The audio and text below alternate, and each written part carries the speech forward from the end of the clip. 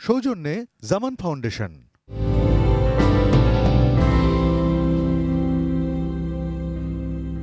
প্রিয় সুধী, আসসালামু আলাইকুম।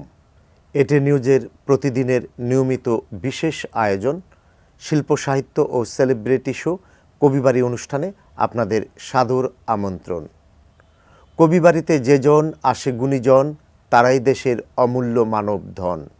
একথার গুরুত্বকে অনুধাবন করেই আমাদের এটিএন নিউজ স্টুডিওতে কবিবাড়ি অনুষ্ঠানে আমন্ত্রিত হয়ে উপস্থিত হয়েছেন দেশের বিশিষ্ট কথাসাহিত্যিক জয়শ্রী দাস। আর অনুষ্ঠানটির নিবেদক জামান ফাউন্ডেশন। আর অনুষ্ঠানটি উপস্থাপনা করছি আমি আসাদ কাজল। প্রিয় দর্শক, চলুন অতিথির সঙ্গে মূল আলোচনায় ফিরে যাই। দিদি, কেমন আছেন? ভালো। আপনি কেমন আছেন? হ্যাঁ, ভালো আছি।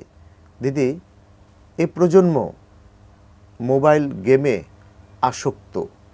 এই প্রজন্মকে পঠন পাঠনে আবার কিভাবে ফিরে আনা যায়, এ ব্যাপারে আপনি কি বলবেন?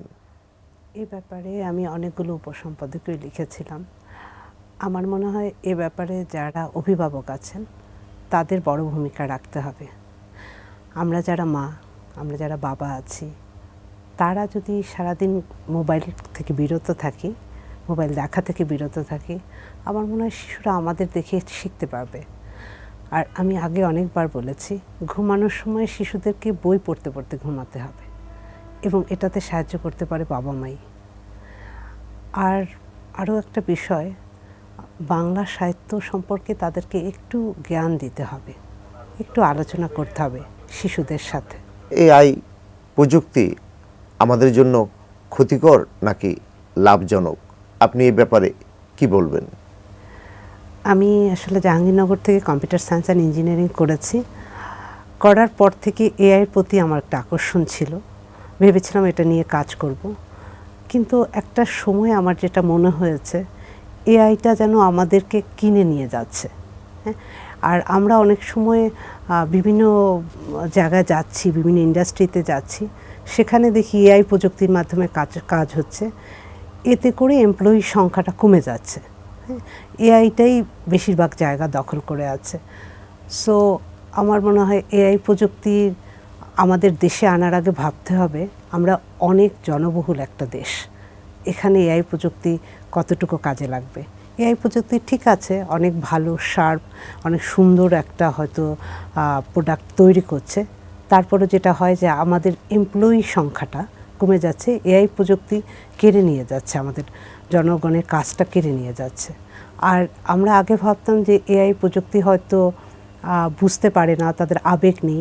এখন কিন্তু এআই প্রযুক্তির মধ্যে মিথ্যা, সত্য, আবেগ সব কিছু দিয়ে দেওয়া হচ্ছে। সো আমরা এবার যুদ্ধ হবে এআই প্রযুক্তির, রোবট আর আমাদের সাথে। সুতরাং একটু সাবধানতা অবশ্যই অবলম্বন করা কি সাবধানতা অবলম্বন করা উচিত? আমার যেটা মনে হয়, কোনো জায়গায় এআই প্রযুক্তিটা ব্যবহার করার আগে সেখানে সেটা সত্যি যাচাই করে নেওয়া উচিত, যেটা আমাদের কোনো ক্ষতির দিকটা নিয়ে আসবে কিনা। এবং এত পরিমাণেই ব্যবহার করা উচিত নয় যে আমাদের সঙ্গে তাদেরকে যুদ্ধ খেলতে হবে।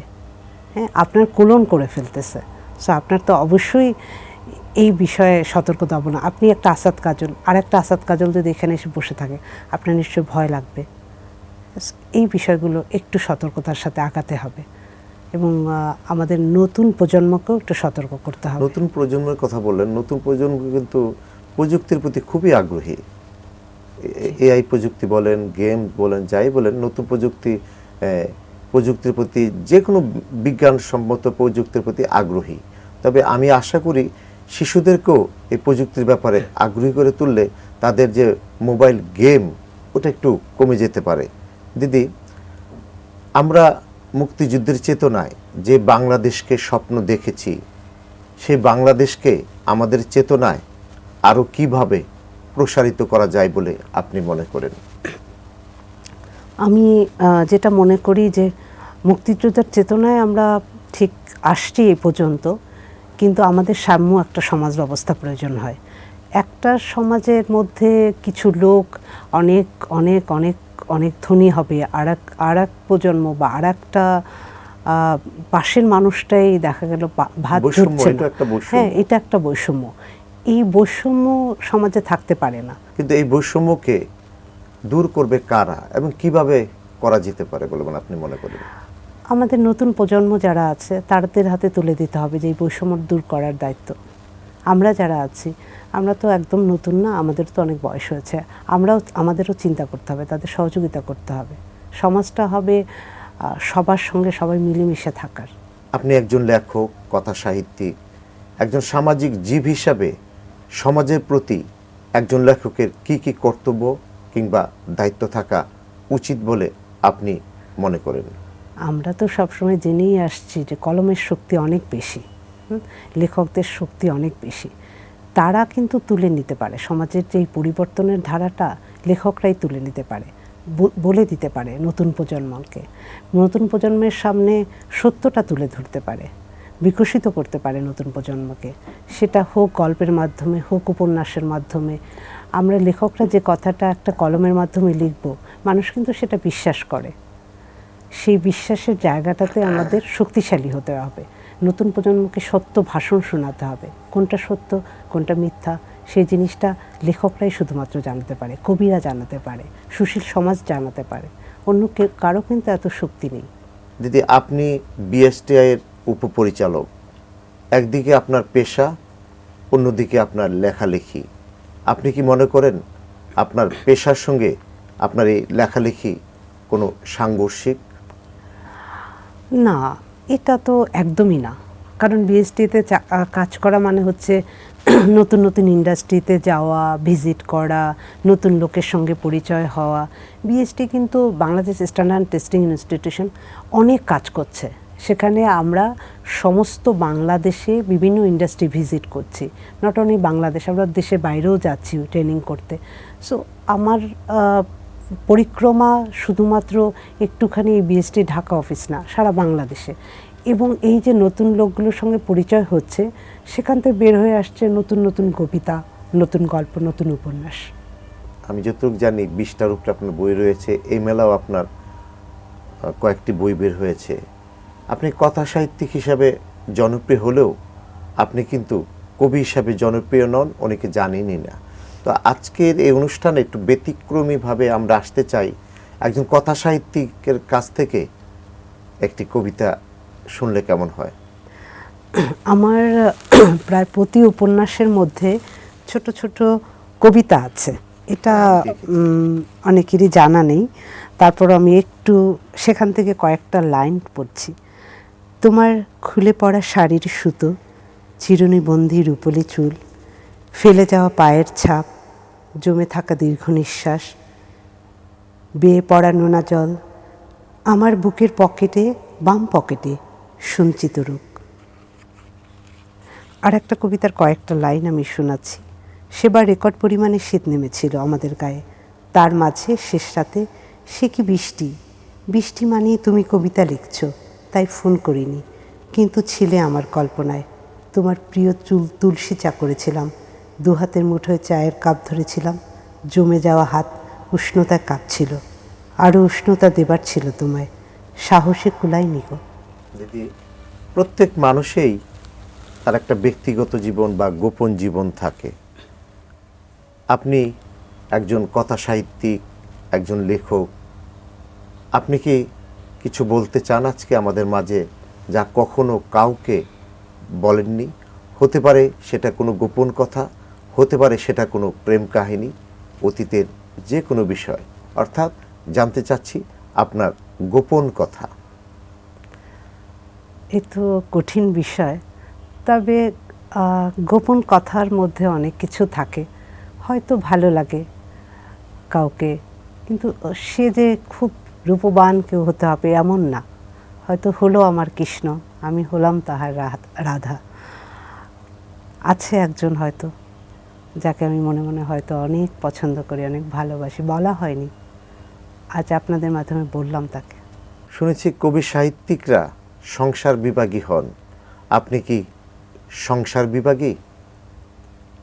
সংসার বিভাগী কথাটা হয়তো সত্য, অতটা সংসারের মধ্যে আমার পদার্পণ নেই। আমি সংসার আনাজ কানাজ কিছুই জানি না। বাহ। এবং রান্নাঘরের হেসেলে কবে গিয়েছি সেটাও আমার মনে নেই। আমার মন চায় আকাশ দেখতে, বাতাস দেখতে, ফাগুনের হাওয়ায় শাড়ির আঁচল উড়িয়ে ঘুরে বেড়াতে। আংশিক হলো সংসার বিভাগে এরকম, আংশিক না, পুরোটাই সংসার বিভাগ। কিন্তু সংসার তো করছেন, দায়িত্বশীল একজন মা আপনি। দায়িত্বশীল মা আমি, কিন্তু মন উদাসী। কবি সাহিত্যিকদের মন তো উদাসীন মন থাকবেই। মানে না। আপনি সংসার করছেন, উদাসীন মানুষ বলে একজন দাবি করছেন, তো সংসারে জয় পরাজয় থাকবে, সংসারে উদাসীনতা থাকবে, এটাই স্বাভাবিক। কিন্তু সংসারে নানা টানাপোড়েনও থাকে, নানা অভাব অভিযোগ থাকে, জয় পরাজয় থাকে। আপনাকে যদি আজকে প্রশ্ন করি, সংসার জীবনে কে বেশি পরাজিত, আপনি নাকি আপনার স্বামী? আমরা কেউ পরাজিত নই। জয়শ্রীর কাছে কি কেউ পরাজিত হতে পারে? জয় আছে তো সাথে। আমরা আসলে পরস্পরের পরিপূরক, ভালো বন্ধু। সো জয় পরাজয় বন্ধুত্বের মধ্যে তো আসে না। আমার হাজব্যান্ড আমার সবচেয়ে প্রিয় বন্ধুদের একজন, তার সঙ্গে আবার জয় পরাজয় কেন আসবে? তাকে আমি ভালোবাসি, সেও আমাকে বন্ধুর মতো ভালোবাসে, সব কাজে সমর্থন করে। এই যে আমি বললাম সংসার বিভাগী, এটা হয়তো তার সাপোর্টের কারণে, তার সমর্থনের কারণে। কিছুটা হয়তো উদাসীন আমি, সে সব খবর রাখে। আমি কখন কোথায় যাব, কোন শাড়িটা পরবো, কখন আমার খেতে কি ভালো লাগে, সব সে জানে। সে আমার ভালো বন্ধু। বন্ধুর সঙ্গে কি যুদ্ধ খেলা যায়? বন্ধু তো বন্ধুই, তার সাথে তো আর জয় পরাজয় আসে না। এবার আপনার প্রতি শেষ প্রশ্ন। আপনি একজন কবি, তথাপি কথা সাহিত্যিক, আপনি একজন বিএসটিআই উপপরিচালক, কিন্তু মানুষের মনের ভিতরে কি আছে, কি জ্বলছে কেউ জানে না, একমাত্র সে নিজেই জানেন। আপনি জানেন যে জলে আগুন জ্বলে, একজন বিখ্যাত কবির বিখ্যাত কবিতা। আপনি কবি, আপনার মনেও কি আগুন জ্বলে? আগুন প্রতিনিয়তই জ্বলে। আগুন না জ্বললে কি মানুষ? প্রেমের আগুন জ্বলে, বসন্তের আগুন জ্বলে। এখন বসন্ত, এই যে লাল ফাগুন আসবে, ভ্যালেন্টাইন ডে আসবে, আগুন তো জ্বলে। প্রেম আমাকে প্রতিনিয়ত টানছে। প্রেম কোথায় নিয়ে যাচ্ছে আমি জানি না। আমি মাঝে মাঝে জিজ্ঞেস করি নিজেকে নিজে, কখন থামবে প্রেম কখন থামবে? কখন মন এত উদাসীন হওয়া কখন থামবে? কোনো উত্তর পাইনি। আগুন সর্বদাই জ্বলে। আমাদের এটেন নিউজ স্টুডিওতে কবিবাড়ি অনুষ্ঠানে আমন্ত্রিত হয়ে উপস্থিত হওয়ার জন্য আপনার প্রতি কৃতজ্ঞতা জানাচ্ছি। আপনাকেও ধন্যবাদ। ভালো থাকবেন। প্রিয় দর্শক, এতক্ষণ কথা বলছিলাম দেশের বিশিষ্ট কথা সাহিত্যিক জয়শ্রী দাসের সঙ্গে। আগামী অনুষ্ঠান দেখার আমন্ত্রণ জানিয়ে আমি আসাদ কাজল আপনাদের কাছ থেকে বিদায় নিচ্ছি। আল্লাহ হাফেজ।